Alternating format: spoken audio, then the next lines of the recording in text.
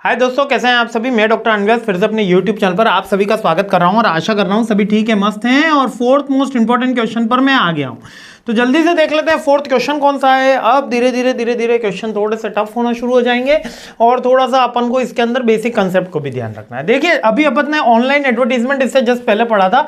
अब यहाँ बोल रहा है कि जो आपने एडवर्टीजमेंट है वो कितना इफेक्टिव हुआ है ना। ऑप्टिमाइजिंग, अपन उसको सेल्स एफर्ट में कैसे ऑप्टिमाइज कर सकते हैं और कैसे जो हमने एडवर्टीजमेंट है वो कितना इफेक्टिव हुआ है उसको अपन कैसे चेक कर सकते हैं और उसको चेक करने की क्या इंपॉर्टेंस रहती है और इसका प्रोसेस क्या रहने वाला है, इस तरीके से क्वेश्चन पूछेगा।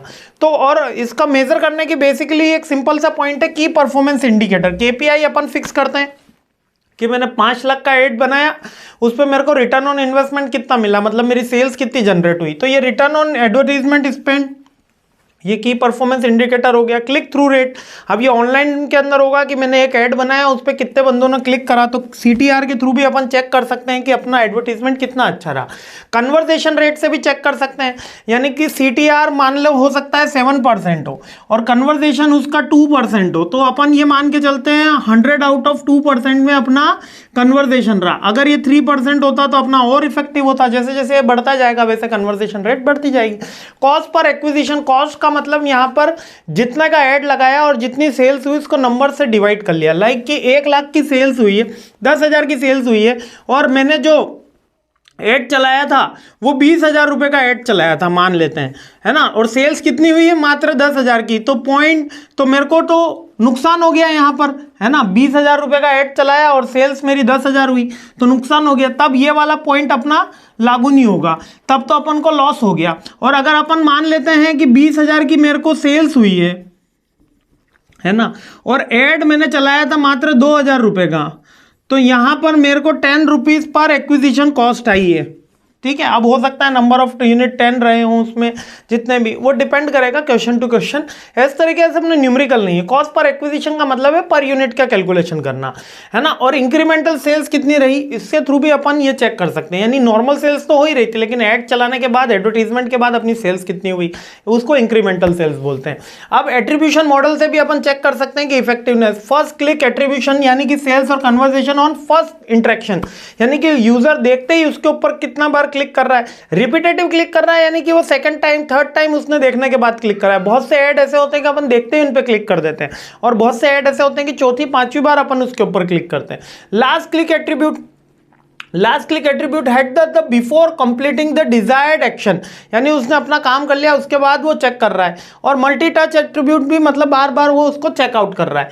ए बी टेस्टिंग से भी अपन इफेक्टिवनेस चेक कर सकते हैं। ए बी टेस्टिंग क्या होता है, ए एडवर्टीजमेंट और बी एडवर्टीजमेंट, यानी दो वेरिएबल्स के बीच में जब मैं कंपेरिजन करता हूं तो उसको ए बी टेस्टिंग बोलते हैं। इसके थ्रू भी अपन चेक कर सकते हैं कि हमारा कौन सा एडवर्टीजमेंट जो है वो ज्यादा इफेक्टिव रहा, ओल्ड एडवर्टीजमेंट, न्यू एडवर्टीजमेंट। इसके अलावा ब्रांड अवेयरनेस एंगेजमेंट मैट्रिक्स के साथ भी अपन चेक कर सकते हैं। अब फुटफॉल कितना शुरू हो गया, अब वेबसाइट पे कितना ट्रैफिक बढ़ गया, अब हमारे एड्स के बाद में हमारा कितना टॉक होने लग गया, सोशल मीडिया पे हमारे क्या मैट्रिक्स बढ़ रहे हैं। तो ये ब्रांड एंगेजमेंट और अवेयरनेस के थ्रू भी अपन चेक कर सकते हैं।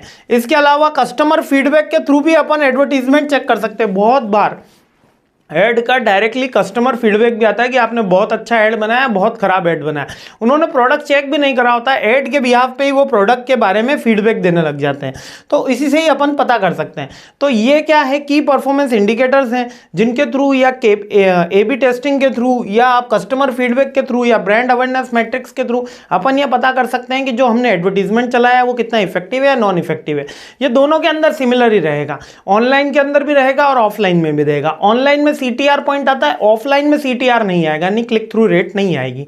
क्लियर है, बहुत सिंपल सा पॉइंट है लेकिन मोस्ट रिपीटेटिव क्वेश्चन रहा है। तो एडवर्टीजमेंट के इंपॉर्टेंस के अंदर भी अपन ये वाली सारे पॉइंट लिख लेते हैं कि इफेक्टिवनेस क्या क्या रहती है। इंपॉर्टेंस में जैसे कि बेटर रीच होगी, है ना, न्यू मार्केट मिलेगा, ब्रांड रेपुटेशन बढ़ेगी, कंपैरेटिवली एडवांटेज होगा, इंक्रीमेंटल सेल्स जनरेट होगी।